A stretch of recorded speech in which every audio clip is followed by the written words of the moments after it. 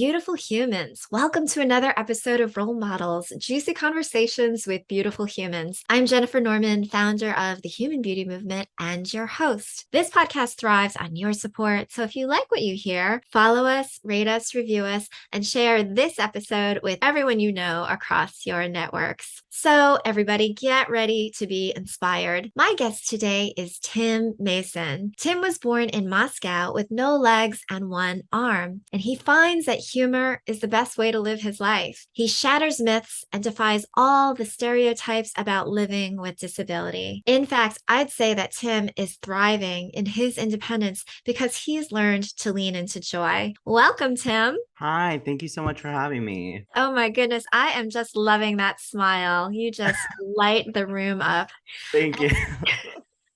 So it's probably the understatement of the century to say that the start of your life was not very easy. So can you tell us about that? Yeah, absolutely. So, for those that don't know, I actually just shared my story recently on my public platforms, but I've always been pretty discreet about it, not in the sense of I'm hiding anything, but it's been very important to me. So, I was initially born in Moscow, Russia, and I was born a triple amputee, and my mother had given me up for adoption. And I think that in the time I was born, 1997, they didn't have the equipment to be able to see in the womb and stuff like that. So I think I was a total surprise. So Yes. when I came out, with my birth defects, I assumed to be a shock to my biological mother. So she gave me up for adoption. And the only thing that she left with me was a paper that said she didn't want to raise a monster. And hearing that as a kid, I was like, what? Like, I've never considered myself a monster. But I think the more that I grew up, and not that I, get what she meant by that, because I absolutely don't. But I do think that I understand her position. And every day I'm actually grateful for her choice because I think it brought me here and it gave me the life that I have the freedom to be independent. And independence is something I really treasure. So growing up, I was adopted by my adopted mom at the age of 2 years and 9 months. And from then on, I like to say that's when my life began because I did not talk at all in the orphanage. I really had no affect. I was just, there. And when I met my mom, and she said, as soon as I got on the plane, that's when I started like talking and everything like that. And she had initially found me on a website, and she had said that she was with her friend, and her friend said, "Oh my God, that boy is an angel. You have to go visit him." So she got on a plane, came and visited me, she and my dad, and they found he was like amazing and stuff like that. And then she was in a room with an orphanage director, and the orphanage director was going on about how this poor boy would live no life, have no quality of life, and, dependent on everyone and just sad and really have no value of life. And she looked over at me, and I was making fish faces at her. So I was going like with my lips and imitating the orphanage director. And she said in that moment, she knew that there was so much more to me. So Mhm. she got me on a plane. And like I said, I think that's like when my life started. And so I had a pretty normal childhood. I think growing up, I really never felt like I missed out on any opportunities, hopping around the playground. I had a bunch of friends. I was on a kickball team. I used my hands to kick the ball and just a bunch of stuff. I think, unfortunately, as I progress, that's when you kind of see, when you get older, you do see the disability stereotypes and factors of ableism. But I think growing up, I did not at first. Wow. I love how I had listened to one of your videos and you said, well, I was born half baked, but still delicious. And sorry, just as you're drinking some No, water. don't worry.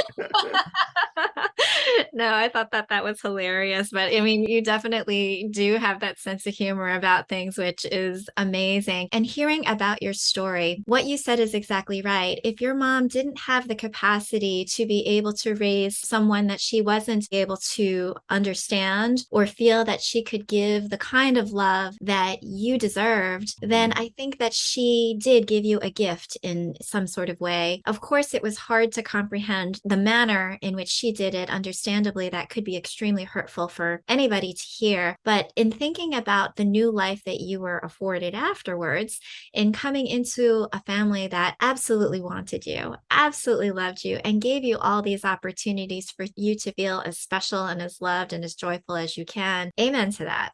Absolutely. Yeah. I mean, I look at it as like a gift because I truly think that a lot of people have asked me what it would be like if I was still in Russia and grew up there. And I honestly, I obviously don't know the climate there right now, but I can confidently say it would be nowhere to where my life is right now and that I wouldn't have the freedom, to be me. And that's something, like I said, I cherish. And you said that you believe that your mom was exposed to radiation, your biological mom was exposed to radiation, most likely from Chernobyl. And there were statistics that something like 600,000 children were born having defects as a result of that nuclear exposure. I'm just so overwhelmed by the way that you have blossomed from the understanding that you had this beginning, knowing that you weren't alone, perhaps was also maybe some sort of respite, some sort of help in understanding, wow, there were a lot of children that really had it hard, a lot of families that did suffer some consequences that they didn't expect because of an accident that was not necessarily handled in the best way. But you were able to actually come to a complete different place from that. And that's pretty extraordinary. That is the stuff of miracles, I think. Absolutely. Yeah. I mean, even hearing that story when I was growing up, because that's what the orphanage directors told my mom, and just hearing that, I was like, wow, I mean, that's crazy. And,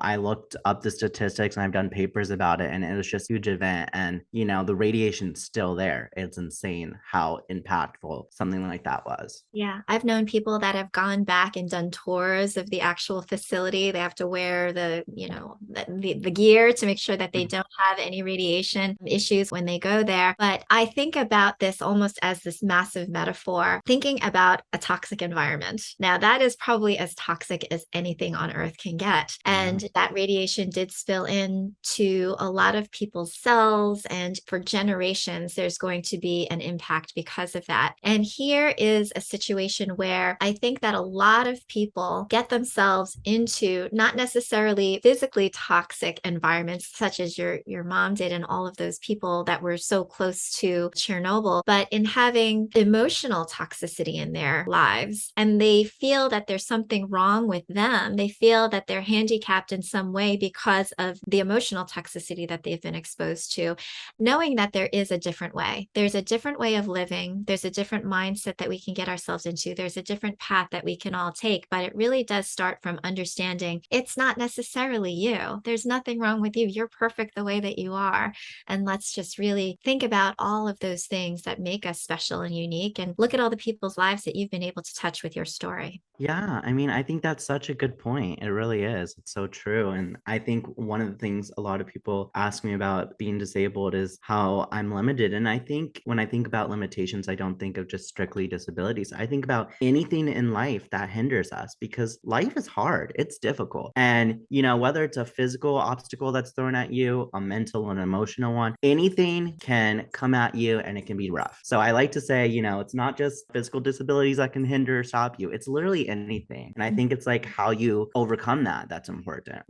Absolutely. And so you were saying that growing up, you had friends, you were playing on the playground, things were pretty happy. And certainly, I think that there are people that are just going to not be understanding or want to maybe put other people down. And a lot of that is stemming from their own issues with themselves. If they feel that they need to bully somebody else, they're probably bullying themselves even 100-fold. Yeah, I mean, I definitely think that growing up, actually, it was actually interesting. As a kid, I never was really ever bullied by my students, like, in third grade, for example. But I mostly saw it was adults that were nervous about a kid with disabilities. Like I found that their mothers would, like, if a kid asked me what was wrong with me, their mothers would be like, hush, don't ask that, and they'd be scared and nervous and stuff like that. And I think I really realized, I was like, it's not the kids where this gets instilled. It's the grown-ups where, these adults don't know how to interact with people with disabilities or ask questions because it's considered bullying or it's considered crossing a boundary and stuff like that. And then it ends up getting instilled in kids. You're exactly right. And I have a very similar situation in that my son is disabled. He is nonverbal, non-mobile, and he lives on life support. He's on a ventilator with extra oxygen. And when he was little, I remember bringing him to a park or to a playground, and the kids kids would stare or they would come up and be like, "What's wrong with him?"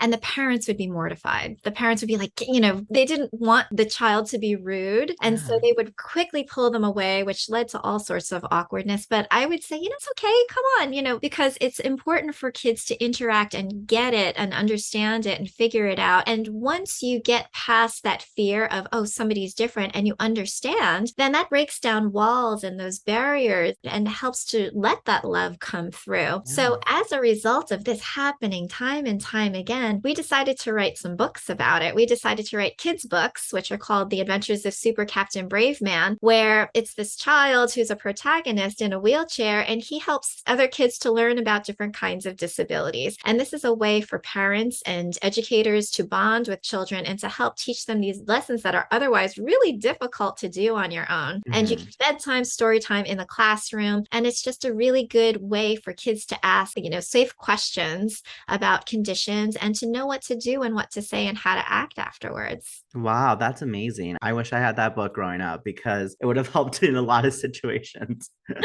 I'll send you some. You can keep them for kids that come and visit you for sure.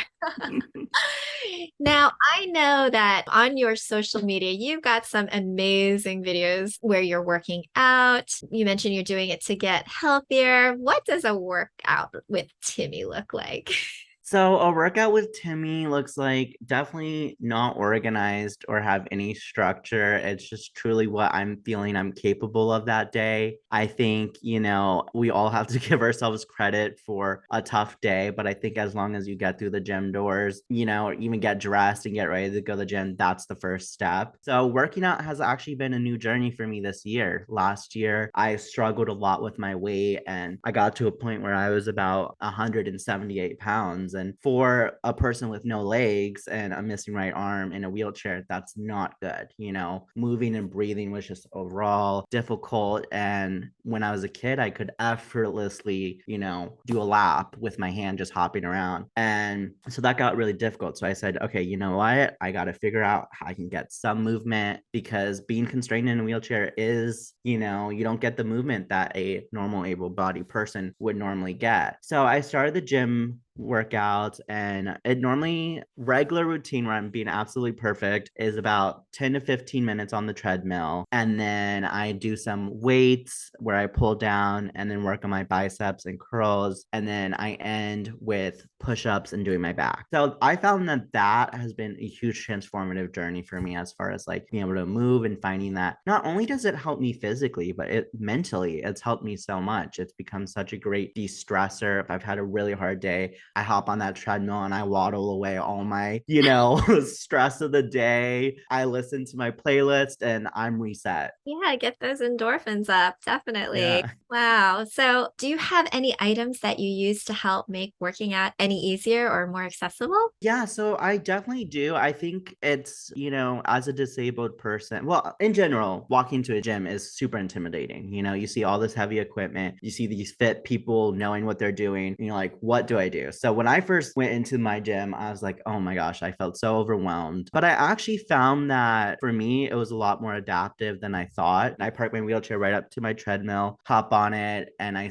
put on a safety clip. As far as like the weights and stuff, sometimes I'll tie like a rope. If it's too far up, I'll tie a rope to pull it down more. And I have gotten some personal pieces as far as like weights that are a bit smaller and single handed that I can use, and as well as a crunch roller that you can use with one hand. So it's really about, I think, just like figuring out what works for you and how you can adapt to that situation. I'm curious how accessibility has been for you through the journey of your life. Have you noticed anything improving as far as the way things are designed or even places that you go where they're a bit more accommodating these days versus before? Yeah, I definitely have noticed. I think now with the regulations and everything, new buildings and anything really has to be considered. So I think as far as that accommodations, it's been accessibility, it's been really good. I think the more I visit older places and things that haven't had that structural change is very difficult. I have found that, I've had a lot of hindrances getting into buildings, doing job hunts and stuff. Some offices were just not up to par with the structure for accessibility.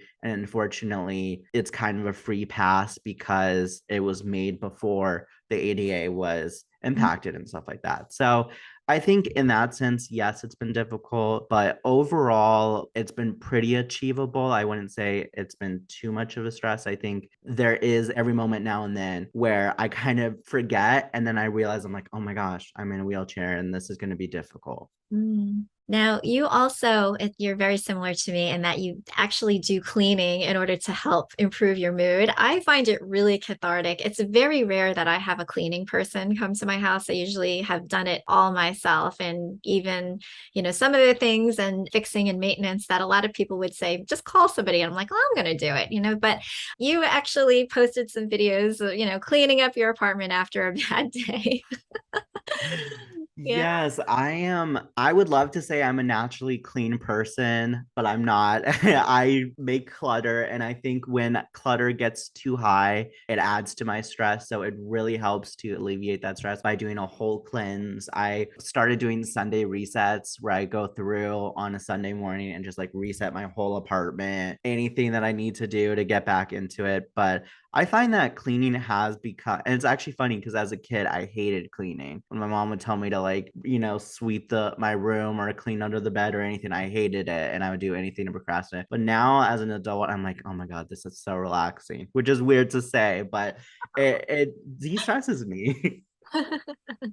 And you went to college, I understand, right? Tell me about that. Yes, I went to community college and got my associate's degree because I wasn't quite ready to leave the nest. And then after that, I transferred to University of Connecticut, and that's when I started going to UConn, and it was an amazing school. I loved it. I just graduated last December with my bachelor's in human development and family science. Congratulations. Thank That you. is huge. That is huge. Do you have any mottos or any phrases, quotes that you like to, use during the day to keep you going? Yeah, absolutely. I think one that I've always lived by is I can and I will. That has always been a personal motto for me because I think as far as motivation and wanting to get stuff done, it boils down to you and how much you want it. So I really find that one helps me a lot. I can, I will. There's also a word that my mom used a lot with me as a kid, and she would call me relentless. And she didn't always use it in the best manner. She was like, you are so relentless, because I would like, be very hard headed. But I found that I have so much appreciation for that word now. She would tell me relentless was my middle name because I never stopped. And I think now I look back at it and realize what my mom meant as far as like, to get to where you're going, you can't stop. You have to keep going and you have to put up that fight and be relentless. Do you feel comfortable telling us about your coming out story? Yeah, absolutely. I had a pretty ordinary coming out story as far as from, my peers and what I've heard that identify. I think mine was very natural occurring. I started in high school. Well, actually middle school was when I started to notice, but I was nowhere near approaching it because I had the kind of idea that, I was going to get married to a woman and do all that. And I also was scared, I think, being disabled because I was like, oh my gosh, like not only am I disabled, but I'm gay too. Like, and now I look at it as such a positive thing, but back then that was scary. Gay marriage wasn't even approved by then, so I was like, oh my gosh, I have another hindrance in my life. Mm. So I was very nervous and I tried denying it. And then I think the more I kind of comfortable with myself in high school, sophomore year, I came out to my best friend first. Mm. And when she had accepted me, I was felt a lot more happy. And then I came out to my mom. I remember she had just finished up work and we had gotten in the car and she asked what I wanted for dinner. And I literally started bawling and I was like crying. I was like, Mom, I think I'm gay. And she just looked at me and it's so funny because she was like, I know. I was like, and I feel like I've heard that before, but I was like, okay. She's like, I've known for a while and I've waited for you to feel comfortable. And I think that, at first I was shocked. I was like, what? Because, she knew before me, I guess. But I think it was so heartwarming to, realize that my mom knew and never pushed me in any direction or asked me.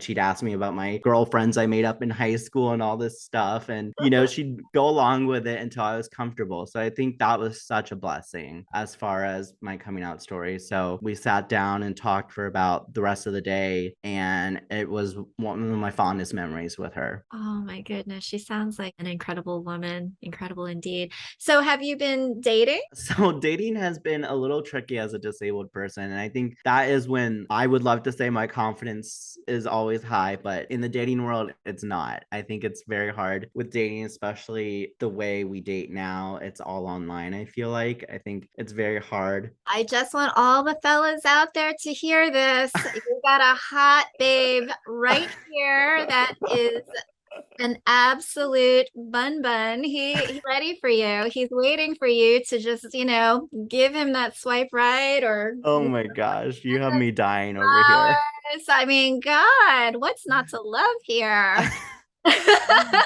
Yeah, so dating has been difficult. I did go on a date last a couple months ago and it was good. Definitely got me out of my comfort zone. Just looking for different things though, unfortunately. So, I'm not putting any pressure on anything. I'm just seeing what life takes me. And if someone joins my life and wants more of me, I'll serve it up. Absolutely. Well, I had on as a guest not that long ago Gabe Adams Wheatley, and boy, that was a lot of fun hearing about how he and his boyfriend, now husband, met. And it does happen. I mean, I haven't had very much luck myself, so I don't know if it has anything to do with anything other than the fact that, sometimes you find somebody who's meant for you and, however long, and, good things come to those who wait. Yes, absolutely. As far as Gabe Adams, we actually just followed each other on media and he is amazing. I mean, what a guy. It's so inspirational as far as just like, and it's funny actually. I just found myself using the word inspirational because I think as disabled people, we often kind of, feel weary of that word as far as, we're just living. So he, though, is a trailblazer. I mean, just wow. As far as the dating scene, I think what I found, and I don't know about you, but I found learning to be happy with myself has been my most important thing. I think like before I'm ready for a relationship, even it's like the comfort of knowing that I'm content sitting in this room by myself with my dog and I'm happy. I love that you mentioned that because I have heard all too often people saying, well, I want to date somebody or I want to meet somebody because I don't want to be alone. And I think that that's kind of the wrong reason why you should date somebody and why you should get involved with Exactly. somebody. What you said is exactly right. Loving yourself first, being okay with yourself first, caring for yourself first is where it's at. And then attract whoever comes to you because that's when it's going to be the most significant and the best way forward. If you're looking for somebody to complete you or to compensate for everything that you're not, Mhm. ooh, it gets a little bit tricky that way. Yeah, it gets very tough. I think that is such an important mindset to have. I definitely have found that, it's hard to be completely happy with yourself. I have days where I wake up and, sometimes we don't have good days. But I think if you are comfortable in your own skin and, being by yourself without having someone fill that hole or void, that is the most important thing for yourself. And then once you're there, getting into that relationship will be so much easier because you're not looking to have a space filled, but you're looking to have someone stand by your side. Mhm. Now, speaking of self love and self care, you are a dude who likes his skincare. I do, yes. Yeah, I have like what is your ritual? What kind of products do you use? What do you like? Yeah, so that again, this whole year has been a self-transformative journey for me. I did not care about my skin at all before last year. So this year I suffered through acne a lot and I started using a kind of different products. And now this is not sponsored by the way, but if you guys want to sponsor me, let me know. No, but I started using Paula's Choice, which is a really good facial cleanser and has a salicylic acid component that I really like. Perfect for my skin. And then I use Pharmacy filling serum, which is really amazing. I find that it really moisturizes my skin and gives me that full look. And I have eye bags. I call them my grocery bags under my eyes. They're not designer, unfortunately. I wish. And for that, I use a standard brightening cream from Sephora. And then as far as, and I think that's it. Yeah. And then at night, I I use, I don't know if you've heard of that, Laneige products. I really like that. I use a water gel mask that you can leave on overnight as well as an eye serum. Great, great products you found for yourself, and your skin is glowing. You absolutely look like you've been Thank you. able to, get it to a place where you find it looking as healthy as it feels, which is wonderful. Amazing, amazing. Thank you. Now, my last question for you. If you could wave a magic wand and change one thing about the world, what would that be? Oh, that's tough. If I could do that, I think I would eliminate the stereotypes that we have so heavily infiltrated in our society. And whether it's about your physical appearance or anything, I find that every day I see these stereotypes and how harmful it is, Mhm. not just to disabled people, but to anyone that suffers that might not look the ideal image. And I think, as far as like being beautiful and stuff like that, if we could just eliminate this idea of level that you have to live up to, it would do so much good for society, because I think that at the end of the day, a lot of love generates from self-love. And how can we get self-love when we have magazines and ads and, just everything infiltrating society telling us you have to look like this, you have to be this. Like in the gay community, for example, I find, you asked about dating, it's a little hard because for a group of people that have been so ferocious in demanding equality and have fought such a hard battle, we ourselves are really judgmental and have body standards, And I find that if you're not Away.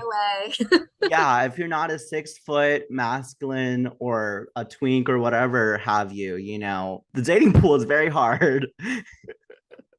It So is. I definitely would do that as far as like stereotypes, just the way we view everyone and, stuff like that. Yeah, yeah, I think that that's beautiful. Thank you so much for that. I agree. I agree. If we could get rid of stereotypes, judgment labels, and just Yeah. live from a place of love, wouldn't that be amazing? But we're Yeah. not perfect, but we can continue to improve and have more understanding, have more compassion for our fellow human beings each and every day. And tomorrow Yeah. will be a better day than today. Can you continue on that path? I know. Yeah. I think it's so important to do that. Oh, well, Tim, thank you so much. I love seeing your dog. What's your dog's name? Yeah. Oh, Cambridge. His name is Cambridge. Oh, Oh, he's coming. Yeah, there he is. hello. I Hello. got him last year. And so he's such a good boy. Do you also have a cat? I do not have a cat, Oh, no. okay. For some But reason, I thought that you also had a cat, but your dog is precious. Love I Gabe. do. I have a cat statue. Maybe you've seen it in my videos. I have a statue of a cat that my mom gave me. It's in my laundry room, so that you maybe have seen that. That's all good. That's all good. Tim Mason, thank you so much for being on the Role Model Show today. It was such a delight to speak with you. Thank you so much, Jennifer.